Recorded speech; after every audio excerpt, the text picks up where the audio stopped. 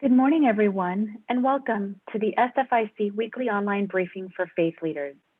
A way to do more, sew and distribute masks for essential and vulnerable sectors. Hosted by the San Francisco Interfaith Council, supported by the Joint Information Center of the San Francisco COVID Command Center. Some housekeeping for today. Audio, video, and chat will be monitored and recorded for record keeping, training, and quality assurance. By default, all participants will be muted and video turned off to minimize distractions. To submit a question or comment, select the chat button at the bottom of your screen and send a message to Q&A. They will be shared with the speakers after the meeting for response. Thank you. San Francisco's COVID-19 rates are slowing due to our collective actions over the past few weeks. However, we are still experiencing a dangerous COVID-19 surge. You can take the following actions in order to save lives. Stay home as much as you can. Do not gather with people from outside your household, whether indoors or outdoors. If you must go out, make sure to wear a mask. 1 in 3 people with COVID have no symptoms but can infect other people without knowing it. If you have been exposed to COVID-19 or have symptoms, follow guidelines about quarantining. Support is available by calling 628-217-6101 or by calling 311. Together, we will recover. Get tested, San Francisco. You can save lives and stop the spread of COVID-19 by getting tested through your healthcare provider. If you have symptoms or have been exposed to COVID-19 but don't have health insurance or can't get tested through your provider, visit sf.gov/gettestedSF or call 311 for information on getting tested at a city-run testing location. At this time, I'd like to hand the floor over to the Executive Director of the San Francisco Interfaith Council, Michael Pappas. Michael, the floor is yours. Thank you so much, Elisa. Good morning and Happy New Year. I'm Michael Pappas, and on behalf of the San Francisco Interfaith Council, I want to welcome you to this morning's online briefing for faith leaders. I think we would be remiss if we did not take a moment to reflect on the events that occurred yesterday. The traumatic images that we saw, I suspect, will be embedded in our memory for years to come.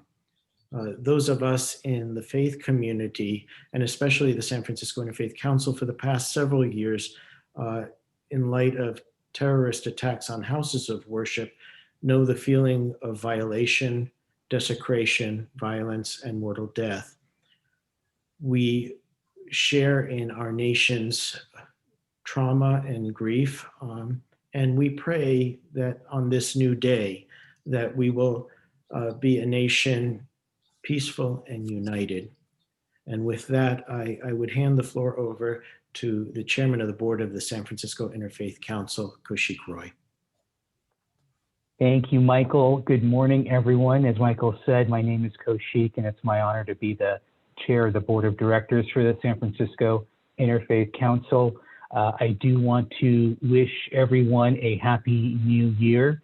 As Michael alluded to, it is off with a start of difficulty and peril for sure, but let us hope and let us pray that 2021 will manifest in a way that sees greater compassion and community and, of course, enhanced physical and mental health for all of us, and certainly more so than the year that just passed. For those of you who are joining us for the first time, I want to extend a special welcome to you. Thank you for being here. Hopefully this will not also be your last time joining us. We are very proud of our staff members, Michael Pappas and Cynthia Zambucas. We just took a 2-week hiatus, but before then we had about 33, give or take one. Michael can correct me if I'm off a little bit, of these meetings, and a lot of work goes into them, and we have received so much positive feedback from so many of you in the community. So I want to thank you for continuing to join us for these weekly meetings. At the beginning of every Interfaith Council meeting or event, there is an interfaith statement that we like to read. It's just a way for us to take a moment to be present and remind ourselves why we are all gathered here in the first place. So I'll just go ahead and do that now, and then we'll continue with this morning's program. This is an interfaith community. Whatever our individual belief, it can be freely expressed here with no apologies. If we are invited to offer a prayer in this setting, it should be offered according to the tradition with which we identify. If we are invited to speak on a subject from the perspective of our tradition, we are free to do so without fear of offending those who come from another tradition. We come together as people of faith to learn from each other that we might better understand the multiplicity of faith traditions in our city and in our world. Good morning, everybody. Thank you, Kaushik. As an executive director of a nonprofit yourself, you know that the harmony between a board chair and an executive director is critical to the success of the organization. I feel very blessed to be working with you and an incredible cadre of board members. And so thank you so much for your continued leadership and commitment. This morning, we are very blessed to have with us to offer the reflective moment the Reverend Scott Quinn, Executive Director of the Marin Interfaith Council. This morning's program really celebrates our regional partnerships in our neighboring counties. And so we are very grateful. Scott is a friend and a colleague and an inspired clergyman. And with that, I would hand the floor over to Scott to ground us in this reflective moment.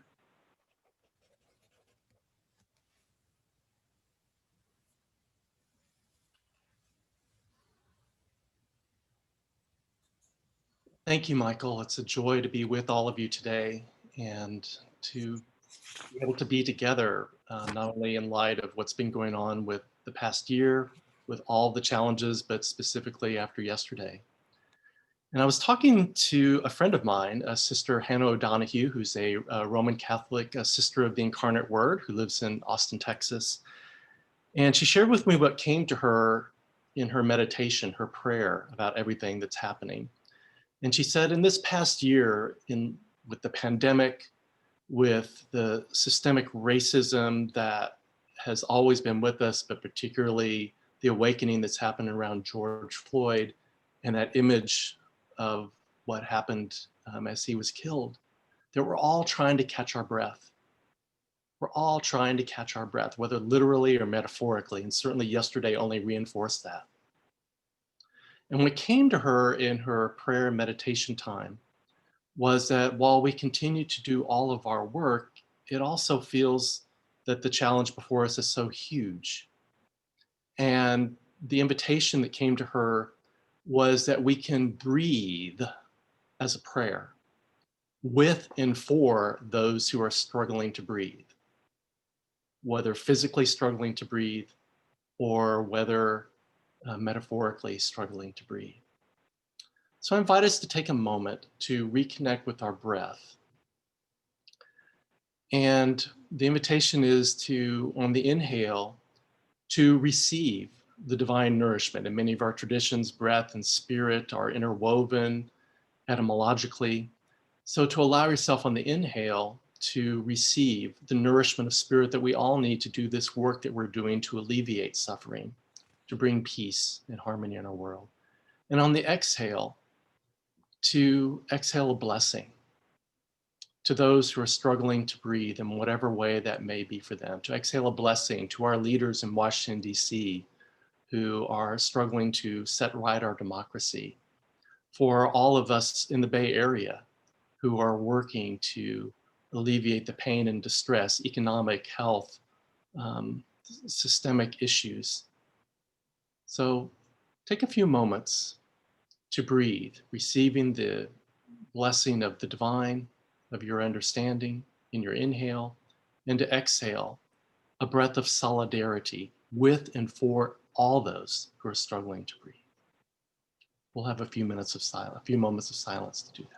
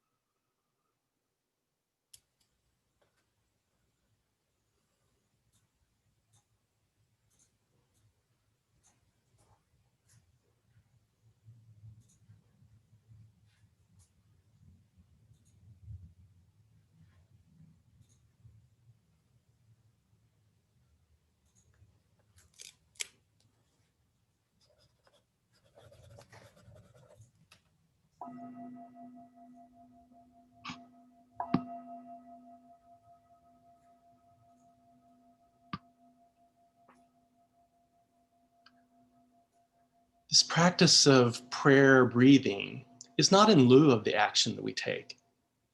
It brings us back to the place from which we do all of our work, the sacred breath that is breathing us. This is who we are. This is the place from which we do our work. This is what we have to offer our world as people of faith who together collectively change hearts and minds, which changes policies and systems and alleviates suffering. This is our moment in the world to do so.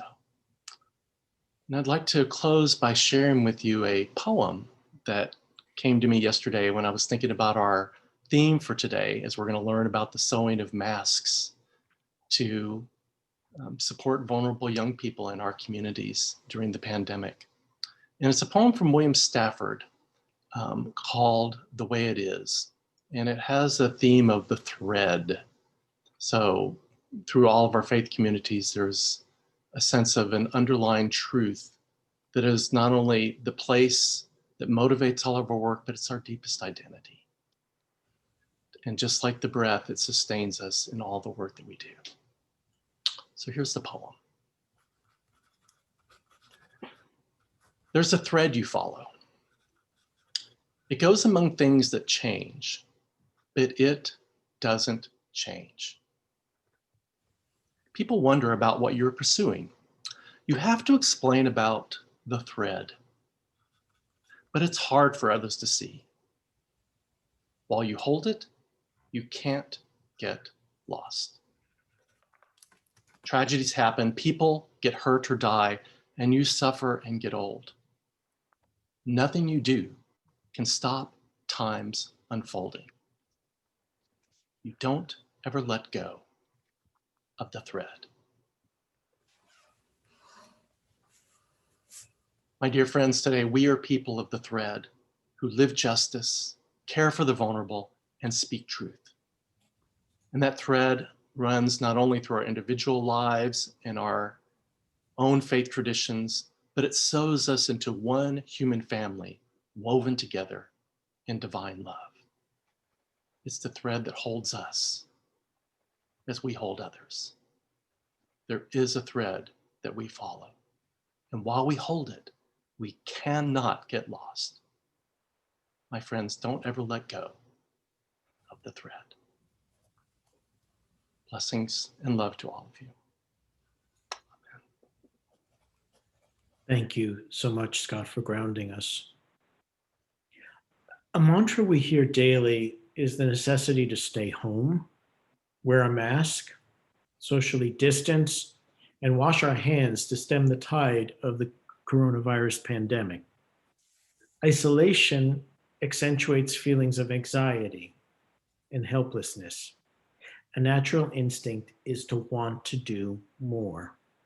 Congregations from our neighboring Eden Area Interfaith Council, serving the Hayward, Castro Valley, and San Leandro area, have undertaken an initiative to sew and distribute masks for thousands of healthcare and other essential workers, homeless shelter residents, and hard-to-fit children and youth from vulnerable sectors. This week's online briefing for faith leaders, hosted by the San Francisco Interfaith Council and supported by the COVID Command Center's Joint Information Center virtual outreach team, will shine a light on this innovative grassroots effort in the hope of replicating their project in our city and counties throughout our region. I have to confess, I've been hearing about this program since the outset of the pandemic, and I have marveled. It is something so natural and organic and should be being done everywhere. And I've listened to my friend and colleague, Julie Greenfield, who is the co-founder and past president of the Eden Area Interfaith Council.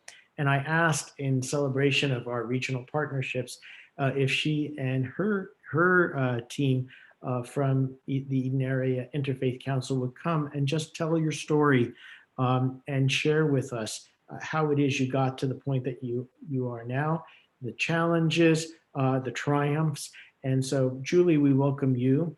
We welcome Julie Perez, children and youth mask seamstress, and her daughter, Selena, who will be doing interpretation, and the Reverend Dr. Arlene K. Nering, Senior Minister of the Eden Church of Christ in Hayward, California, which is, I will say, the epicenter of this project. So Julie, let's begin with you, and if you can give us some context and introduce your counterparts. Okay, well, thank you so much for inviting us, Michael. It's very exciting for us to be here because we're a small little group in the East Bay, and you guys are so big and older, and you know, we follow your lead in a lot of what you do as far as interfaith work goes, and we've gotten a lot of inspiration from you. So the fact that we are doing some work that's actually worthy of being held up is really exciting. And we are lucky that we have had, just in terms of our development, some people and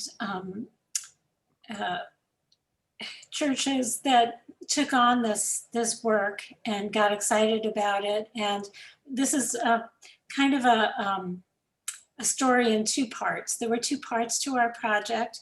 And I'm going to tell a little bit about the early part, which is just kind of winding down now. And then Reverend Arlene will explain a little bit about how Eden Church took on COVID work in general, COVID relief, and they've had an amazing program, and how that led into the work that Selena and Juliana have done in making masks and, well, other things also. So might as well get started. I have a little, have some slides I'd like to share that kind of show, let's see, there we go. And, oh wait, can you see? No. We're back to you now. Oh, back to me. I don't know why that happened. Here. You had it there a second ago. Okay, share. Here we go. There we go. Okay, here's some of the story of our masks, shields, and hair cover. Although I won't talk too much about the shields, but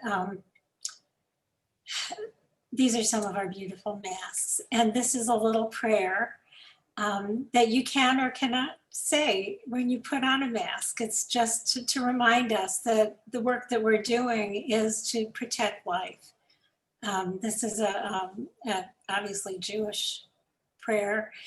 Baruch atah Adonai Eloheinu melech haolam asher kidshanu b'mitzvotav v'tzivanu al shmirat hanefesh, which means, blessed art thou, eternal our God, sovereign of the world, who has sanctified us with commandments and commanded us to protect life. And I'm showing this first because if you remember, when the pandemic first began, we were not all instructed to wear masks. No, we were told it was okay not to wear masks. And but the healthcare providers in our local hospitals and elsewhere did not have adequate PPE. They still don't have what they should have, but these are two nurses. The one on the right is one that we in Hayward know very well. She's her name is Arso Medavi. She's a young Muslim nurse who works at Kaiser Oakland Emergency Room, and she's been very active in civic affairs. And I am also a nurse and a nursing instructor, and I was at my wit's end because I could see all these young nurses going to work, and doctors and respiratory therapists, without anything. They were being told they didn't really need anything to work in these conditions, and they were being exposed. So we started, we had two two very talented women, Deborah Collins and Diana Ray Ryan, who started making masks on their own. And so we just started giving them out to people that we knew, nurses and healthcare workers, mainly nurses in different hospitals. And somehow KQED heard about it, and it was included on this little story that they did about how different people around the Bay Area were making masks. And through this story, some people made donations to us. And so it became the snowball effect. The more we heard about it, the more we got donations. We started making more masks. The two ladies who are both from members of Holy Cross Episcopal Church, one of our churches, they got more volunteers from the community, mainly Castro Valley. A lot of them people who are now stuck at home, some of them retired women who had nothing to do, who wanted to do something, who wanted to feel like they were making a contribution to the effort to protect all these people who are working for us and putting their own lives at the line. So these are nurses from Kaiser San Leandro. And then we got a little article in the Castro Valley Forum trying to recruit more seamstresses, which we did, or just sewers. You can see the whole cover of the Castro Valley Forum. This was April 8th, was news about COVID already. This is the way it's been. And more Kaiser San Leandro. We started expanding to some of the homeless shelters. This was some guests at the First Pres. They have a winter shelter, one of our other churches. And so that's been a continuing need. Obviously, now everyone needs to wear masks. And on our website, we do have instructions. We have two sets of instructions for making two different kinds of masks. If you're interested, this is the kind I like. It has a little pocket for a filter, and it goes over it has a nose wire. It fits pretty well. And we also started making head covers. And these were for the, this is one of the Alameda County public health nurses, Ari Sandoval, who works, Alameda County has bought a few hotels. I guess you probably are doing that in San Francisco as well.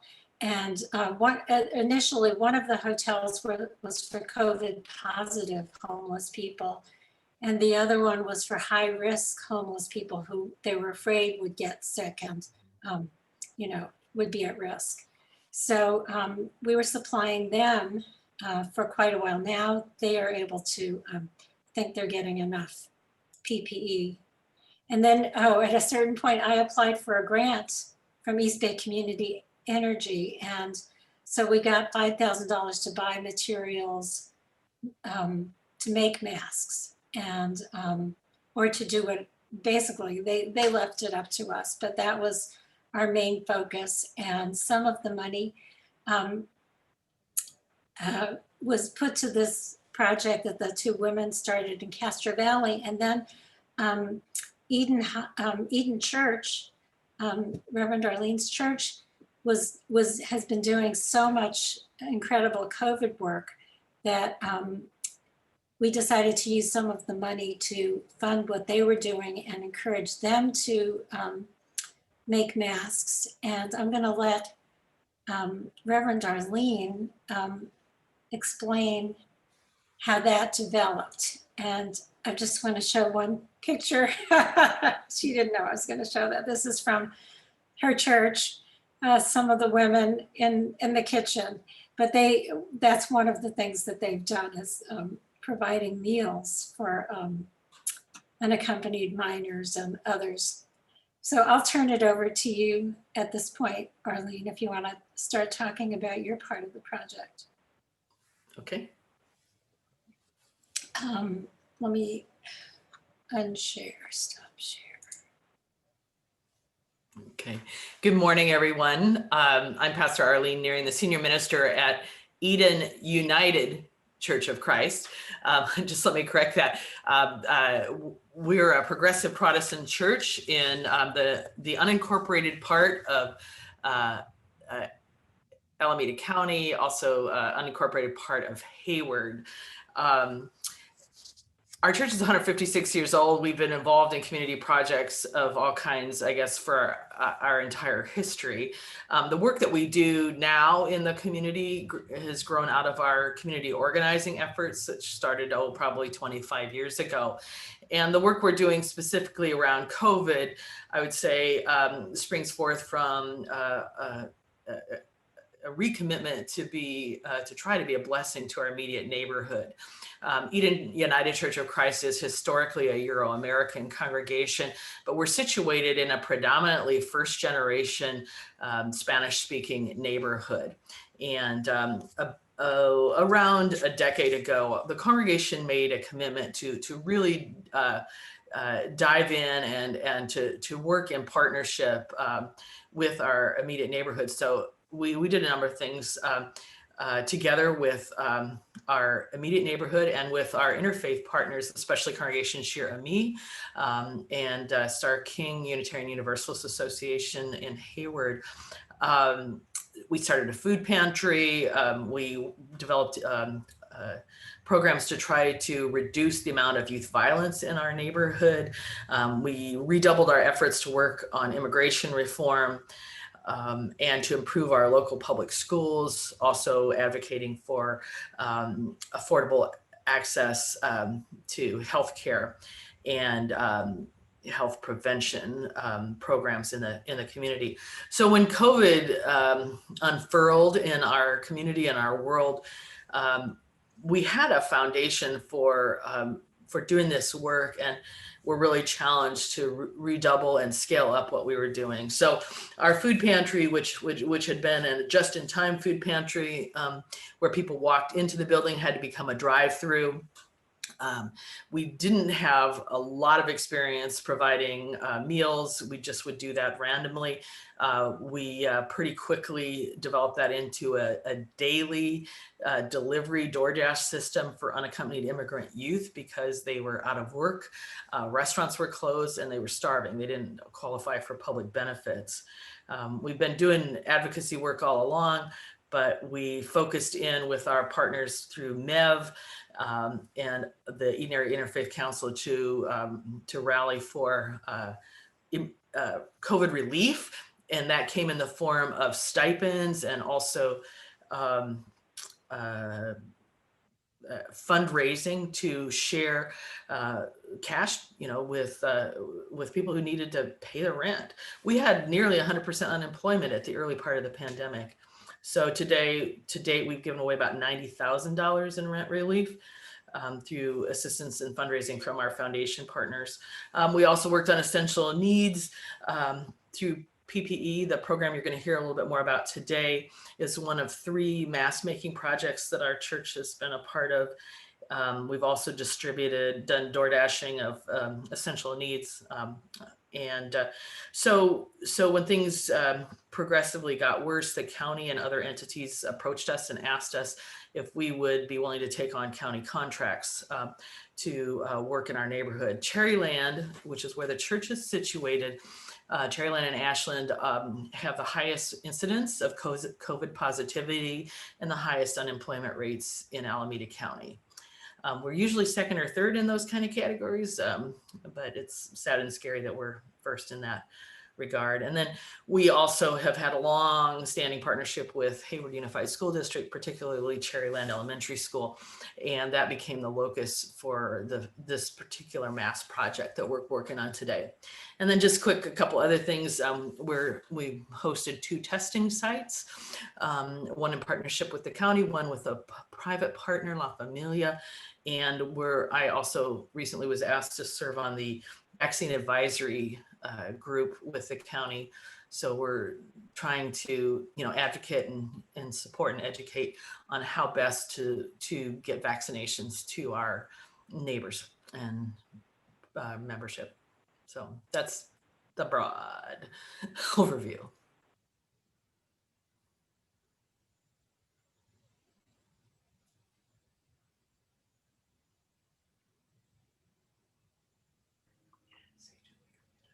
Would you like to introduce our guests? Is Julie with us? Okay. Today, Yeah, Arlene, why don't you go ahead? go ahead. Okay. Yeah. So in the house here today, we have Julie Perez and her daughter, Selena Perez Tejada. Selena works on our staff. We're super proud of her. She came on as an intern in the spring of this year. She's a community organizer for Paros Unidos de Cherryland. We provide technical services for that group.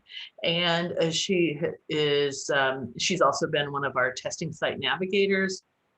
She's a dreamer and super smart senior at Cal Berkeley. Go Bears. We're proud of her and her mother, Julie. And we saw just a sneak peek of Cristo. Cristo, buenos dias, señor.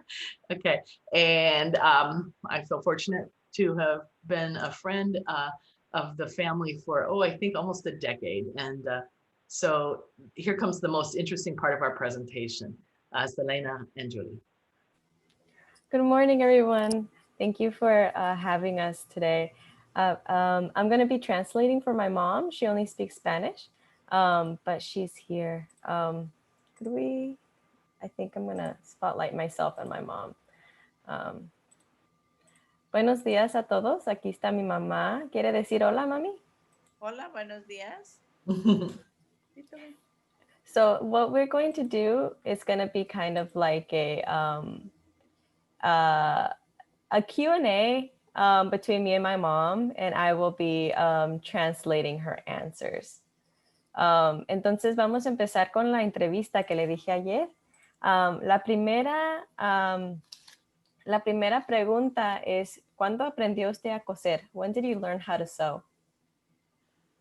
Pues aprendí en México, creo que siempre tuve la inquietud desde que estaba chiquita, pero hace como 20 años fui a la escuela y aprendí a hacer los planos y hacer todo lo que uno tiene en la mente para coser, desde faldas, pantalones, vestidos y lo que quieras coser. So she said when she was young, she kind of had this inkling of wanting to learn. But around 20 years ago, she went to school to learn professionally how to sew. So she learned how to make like the patterns and learn how to sew stuff like dresses and different types of clothes. Okay. Una vez que se movió a los Estados Unidos, ¿cómo fue que la costura siguió siendo parte de su vida? Once you moved to the US, how did sewing continue to be a part of your life?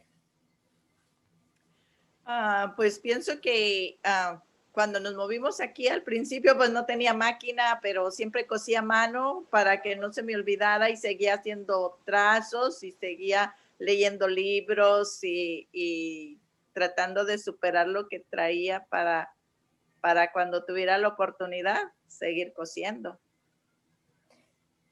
Y déjeme traducir eso primero, luego le pregunto otra cosa. So when she first moved here, she said, I didn't have a machine to sew with, but I kept sewing with by hand just so I could, not to forget the practice, and also kept making patterns just to continue practicing sewing. ¿Y cuándo qué tipo de cosas ha cosido ya que está aquí en los Estados Unidos? What kind of other things have you sewn other than masks that you've been here in the US? Pues de todo, pantalones, faldas, vestidos, trajes sastres, vestidos de fiesta para ustedes y para mí, y pues todo lo que hace uno cuando cose. Mm-hmm. So she's sewn a lot of different things. She's sewn for like the whole family, her own like party dresses for us and everything. Muchas gracias. La siguiente pregunta, ¿cuándo decidió hacer mascarillas para los residentes de Cherryland? When did you decide to make masks for Cherryland residents? Pues cuando empezó la pandemia y tú me dijiste que la pastora necesitaba que hiciéramos unas mascarillas, entonces no me acuerdo exactamente cuándo fue, pero desde entonces no he dejado de coser. So when the pandemic started, I had told her that the pastor needed someone to sew masks. So she jumped on that. She doesn't remember exactly the day that it happened, but she hasn't stopped sewing since. ¿Y qué tipo de cosas la motiva para seguir cosiendo? What kind of things motivate you to continue to sew masks? Pues que siguen saliendo enfermos y mientras que sigan habiendo enfermos, pues la gente tiene que usar mascarillas. Yeah, so one of her motivations is that people continue to get sick. And the more people that get sick, more people need to wear masks. So she will continue to sew. Ya que usted ha hecho más de 1000 máscaras, ¿nos puede contar sobre el proceso de hacer las mascarillas? Now that you have made over 1000 masks, can you tell us about the process of making them? Pues en realidad para mí ya no es así como muy complicado hacer las mascarillas. Yo lo único que uso son mi cinta de medir y una regla. Entonces, como no tengo mucho espacio, pues corto aquí donde comemos. Entonces, hago las medidas de las máscaras que vamos a hacer, las mido y luego hago cuadros arriba de la tela. Y pues ya cuando están los cuadros todos hechos, ya nomás procedo a cortarlos. Y ya cuando están cortados, pues ya los coso. Ya los coso. Sí. So she says it's not too complicated, the process. The only things that she uses other than her machine are her tape measure and a ruler. And she uses like the island that they eat on to cut the masks and cut out the pattern. And she just like makes squares, and then she sews them together. And my little brother helps her turn the masks. Pero qué tipo de, como usted ha hecho mascarillas específicamente para niños, ¿cómo es que le dio esa idea y qué es su inspiración para sus mascarillas, que no nomás son de un color sólido, pero son más complicadas? So, a ver, déjeme. You've sewn stuff specifically for children, and your masks are a little more adorned. They're not just a solid color, they tend to be patterned. So what kind of things inspire you to make those kinds of masks? Pues cuando la pastora me dijo que necesitaba máscaras para niños, pues primero hice para grandes, pero ya después le reducí los centímetros a las medidas. Estaba midiendo para personas grandes y después le reducí los centímetros a las máscaras para que me quedaran más chiquitas. Y cuando vamos a traer las telas, a veces nos llevamos a Cristo y él quiere máscaras como para niños, con superhéroes, con figuras para niños, pues para que sean más divertidas, para que los niños se las quieran poner. So she said the first masks she made were for adults, and then she just she heard from the pastor that we needed more masks for children, so she just made her pattern that she already had smaller.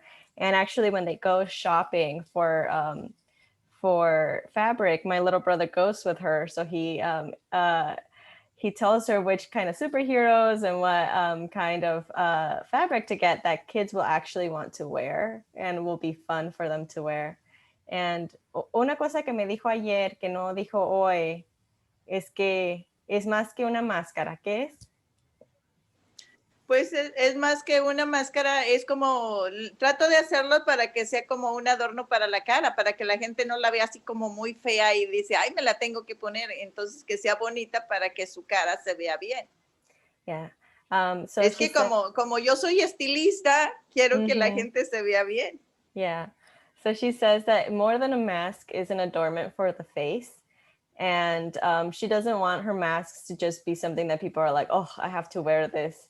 And she herself is a stylist, so she wants people to look good and to feel good about wearing their masks. Okay, muy bien, muchas gracias.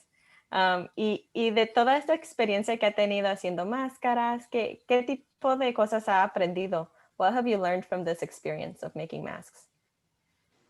Pues he aprendido que cuando se ponen una máscara bonita que les gusta, la gente la quiere seguir usando. Si está bonita y si se les ve bien, veo el modelo en tu papá que me manda a hacer máscaras de especiales para él verse bien. So Entonces, sí, diga. por eso te digo, quiero que la gente se ve bien y la siente a gusto, porque cuando Muña dijo que quería una pink, yo dije, ¿cómo una pink? Pero si él la quería, pues yo se la hice. So she really likes to make people look good.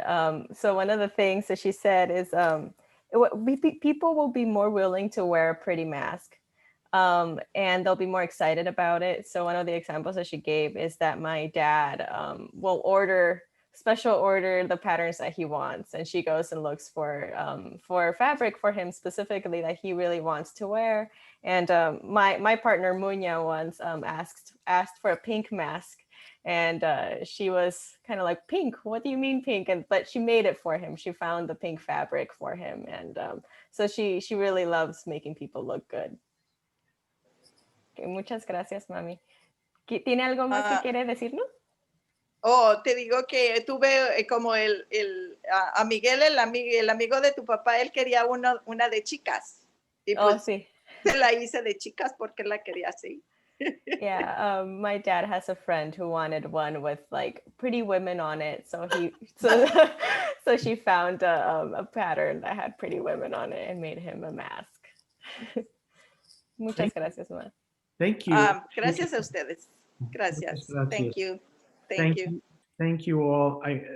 And don't go anywhere because we're going to have some questions for you in just a moment. At this time, I've been smiling ear to ear. I have to tell you, just at this, we never know what our programs are going to look like because we only meet so many of our presenters for the very first time. And this one has just warmed the heart because I think it's a project that hopefully will inspire others to replicate. Please share that with your mother. Yeah.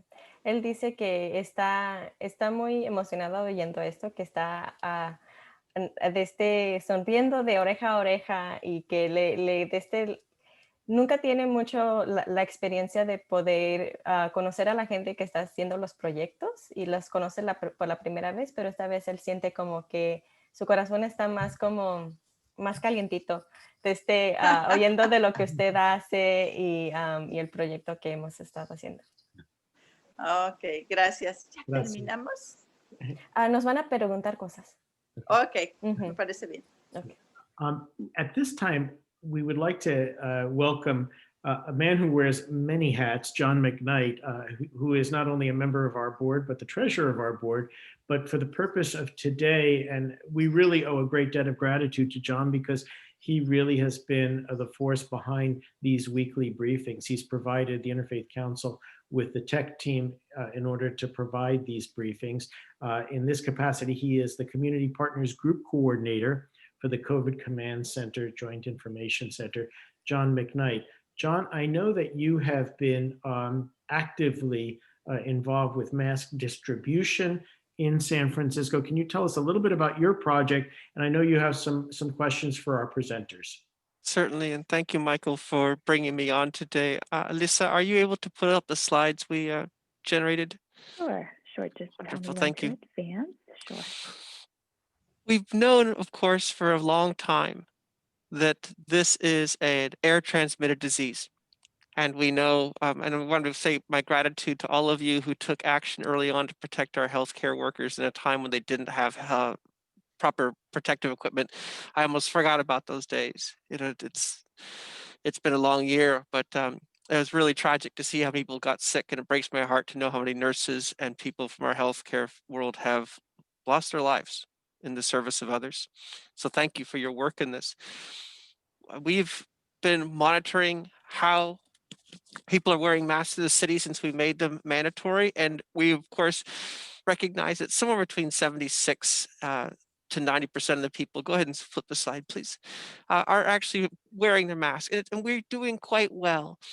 But we have to make sure, of course, that the word gets out to people who either aren't hearing it, don't see the value in it, or perhaps because of their lifestyle and their work environment, it's very challenging for them to enact putting on good protective equipment.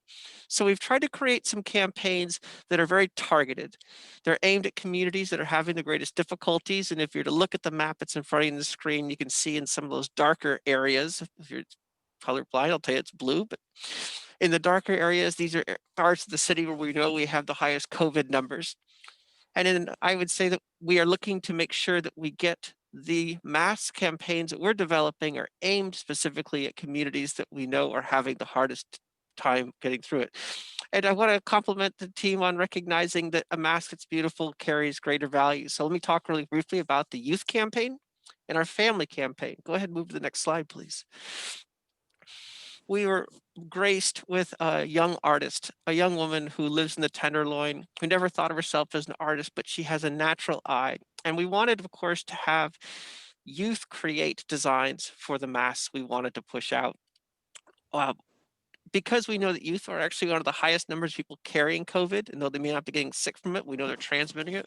We wanted them to feel we wanted them to wear the mask. We wanted them to enjoy the wear the mask, and to get them to do it, we wanted to have young people be their advocate. So we've created a youth campaign to generate some masks that we think they'll enjoy wearing. The idea is to then have them share the masks on social media, wear the mask, and use some of our hashtags, which are listed here. We are trying to work through youth groups to get them to put the word out to show that it's cool, it's fun, please wear a mask, and to advocate on behalf of one another. We know that if the youth do it, then it will affect those people that they have in their community. And of course, if the really young people do it, it'll affect their parents. We'll go on to the next slide, please. And of course, as we move into this, this phase of our year, we want to make sure that families are wearing them. We know that a lot of transmission, of course, happens. People go outside, but we know that if the young kids wear them, then the adults will wear them. And we also know that if we want to make sure that families are taken care of. A lot of people are living in congregate settings. We want to make sure when they step out that they're staying healthy as a unit, so they go back home and retain that. So we're developing some campaigns where we're going to put together packets. These will be targeted at communities specifically that we know are most hard hit, very much like Arlene, the kind of communities you're serving. And we will prepare packs that have 2 to 4 youth or child size masks along with a couple of adult sizes so that they'll be handed out at specific locations and events to help support families. Go on to our next slide, please. We are making available to you for a short time, those of you here in San Francisco, if masks, disposable masks, the surgical style mask would benefit your house of worship or your nonprofit, would you please contact me? There is an opportunity to take some of the stock that's sitting here at the San Francisco's COVID Command Center off our hands. We are doing distributions of at least a case, which is 1,600 masks.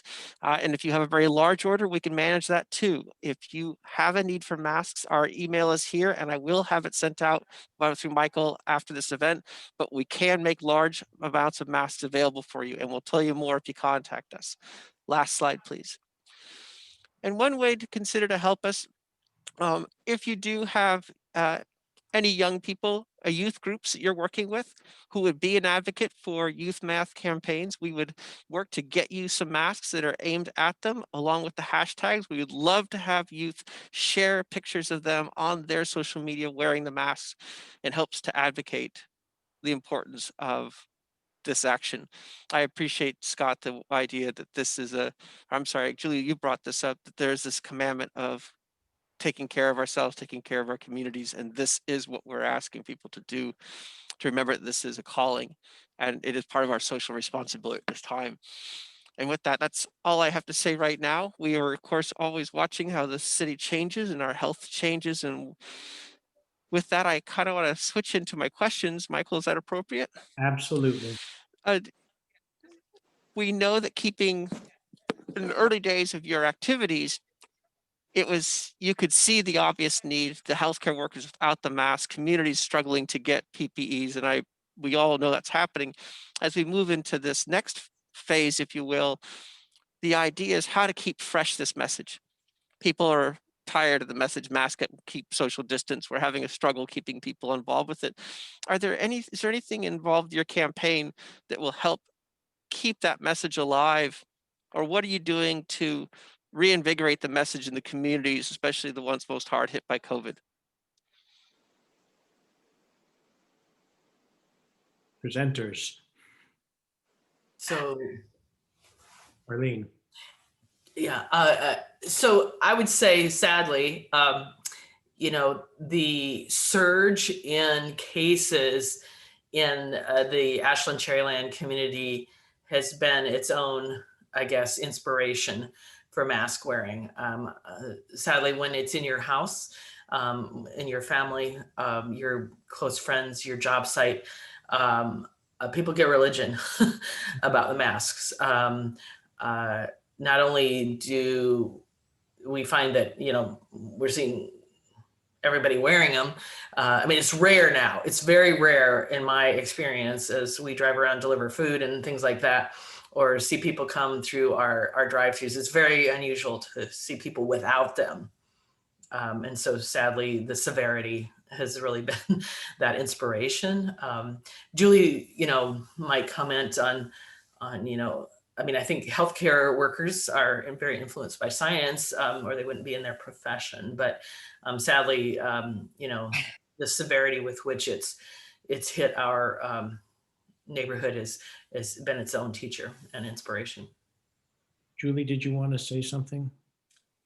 No, I think we just have to keep repeating the same stories and keep it fresh. It's like it's not a new story. I mean, one thing that's inspiring is that there is a vaccine out there coming soon to someplace near you, and so if people can hang in for a few more months, we may be able to loosen things up.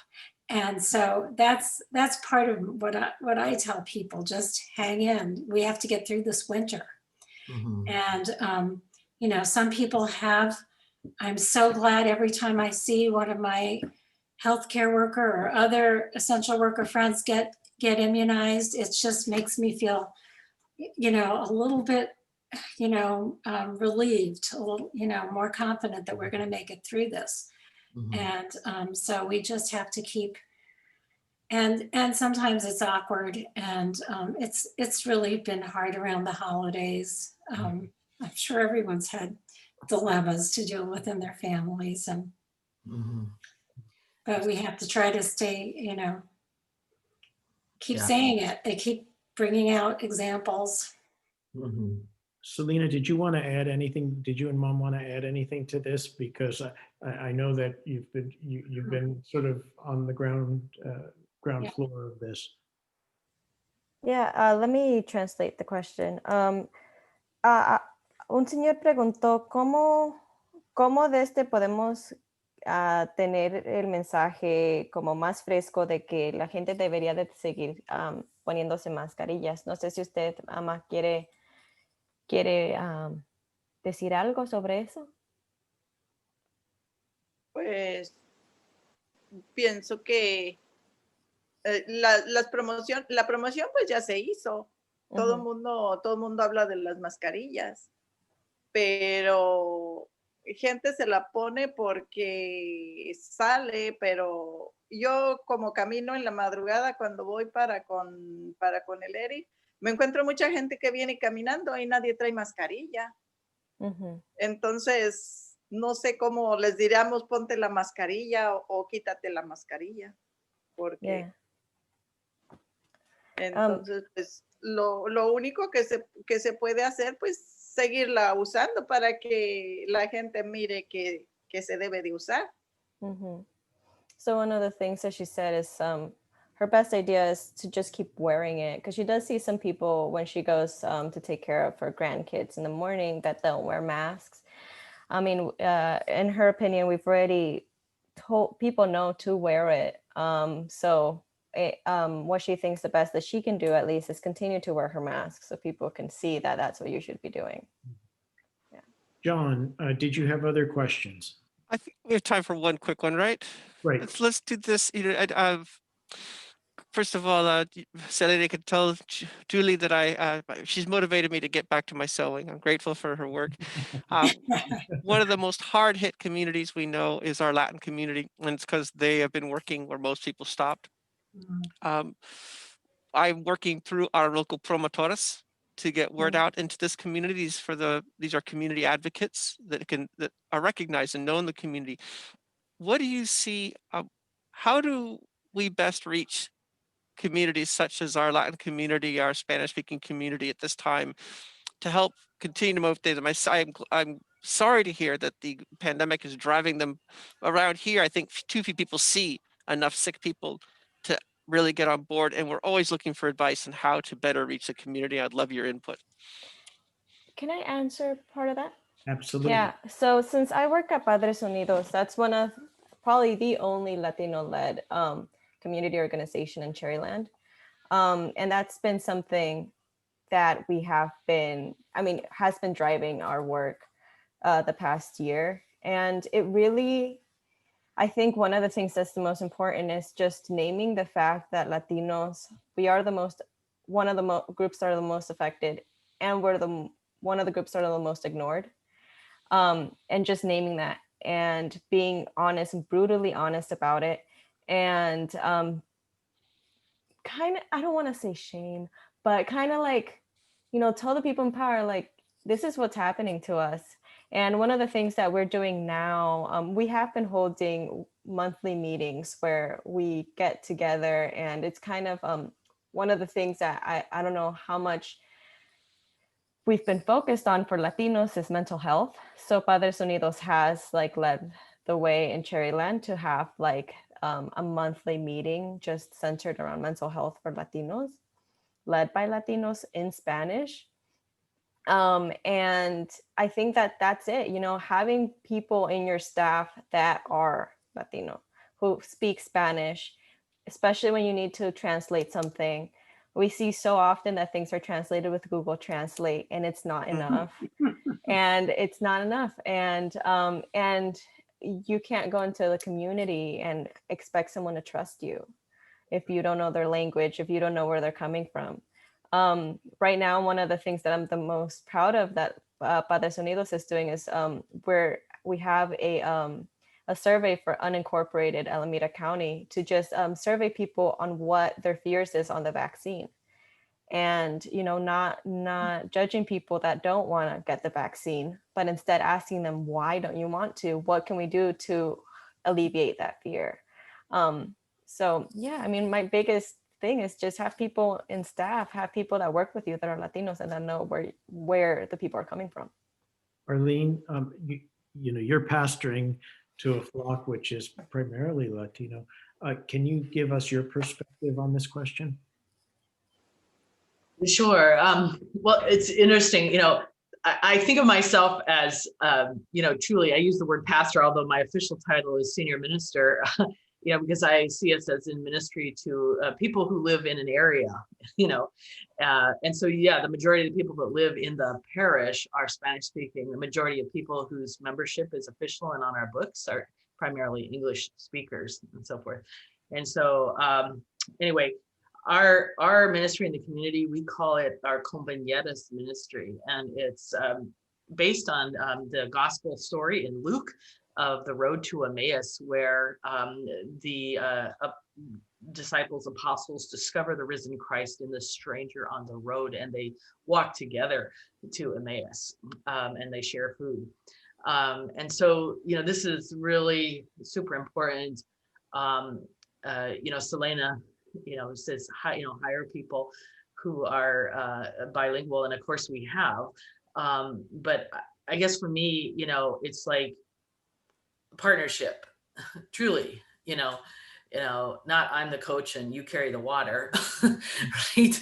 But walking side by side, more like the image of the yoke and so forth. I get a lot of credit for the things that we've accomplished in our community, but you know, I could not, you know, and my congregation would not be able to do what we do without the true partnership, the shared yoke with families like Julie and Selena's, without our friends in Castro Valley, Julie Greenfield's Congregation Shir Ami, our Muslim friends and neighbors. I mean, honestly, I mean, we have to be walking that talk of truly a partnership. And so that's incredible. And it's so frustrating to me. I've been the senior pastor here for 18 years, and for 18 years saying the same thing over and over again to public leaders, electeds, and to county workers and so forth. Oh, what can we do? I said, well, like, as an example, put this information in Spanish and not just using Google Translator. I mean, I've been saying that for 18 years.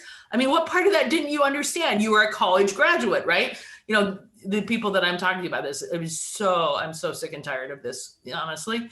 And so, you know, I admire Selena for keeping her cool, because I get really tired of this. So, you know, showing respect for the language and the culture and so forth. I mean, look at Julie.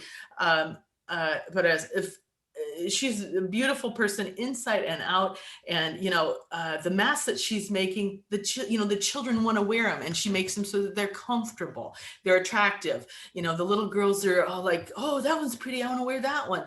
And the little boys are like, I want that superheroes thing. I mean, you know, and taking her handsome young son out with her and selecting the fabrics. I mean, this isn't totally rocket science, right? But Julie's spot on, you know, making just working this into our daily life.